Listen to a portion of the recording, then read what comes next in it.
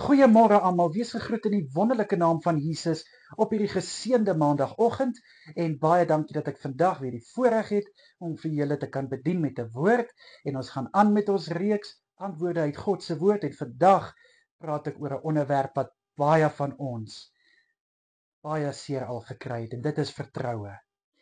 Nou my boetie en sissa, vertroue. Ek is seker as 'n mens se vertroue eers gebreek is, dan is dit so moeilik om daai vertroue weer op te bou. En die hartseer ding is, baie keer is ons vertroue in die naaste mense. Is ons vertroue in die mense wat die naaste aan jou is. Soos hulle in Engels sê, the closest to you. Maar vandag wil ek vir jou kom antwoorde gee. Hoekom is dit beter om eerder op God te vertrou? Want God lieg nie, my boetie en sissa.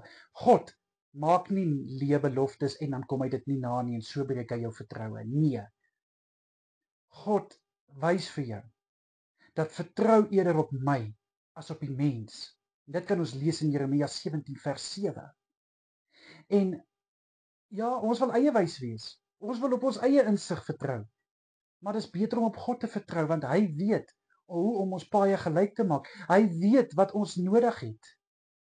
So ons vertroue in hom is baie meer werd as op aardse dinge, kind van God. In Spreuke 3 vers 5 staan daar: vertrou op God en maak nie staat op julle eie insig nie. En as ons lees in die psalmboeke, dat die psalmdigters skryf menigte kere, ek sal eerder op God vertrou. En ander mense mag dalk op perde en strydwaans vertrou, maar ek vertrou op die Here. Psalm 20 vers 7. Nee, ek jok. Psalm 20 vers 8, ekskuus. En selfs wanneer jy vrees, wat doen jy dan? Dan is ons baie vinnig om ons vertroue eerder net op sekuriteit te plaas. En ons vergeet, maar wie het die sekuriteit daar geplaas? God natuurlik. Want deur God kom al die insig en al die wysheid. En so, dit is hoe ons dan eerder ons vertroue in God moet plaas. Ja, ons plaas ons vertroue ook op dinge wat God in plek gesit het. Maar ja, ons hoofbron op wie ons moet vertrou is Jesus. En dis hoekom dit sê in Psalm 56 vers 4 dat vertrou op die Here in die dae wat ek vrees. So ja, kind van God, daar is soveel woord wat vir jou wys. Om op God te vertrou is jou beste kans. Om op God te vertrou is jou beste besluit. God stel nie sommer teleur nie. Soms voel dit vir ons asof God ons teleurstel, maar hy doen nie. God se tyd is net nie ons tyd nie. En dis hoekom dit baie keer so klein bietjie langer vat as gewoonlik as wat ons verwag. Maar wanneer God eers die go-ahead gee, dan kan jy maar weet, die wag is die moeite werd. Die vertroue is iets om van te getuig.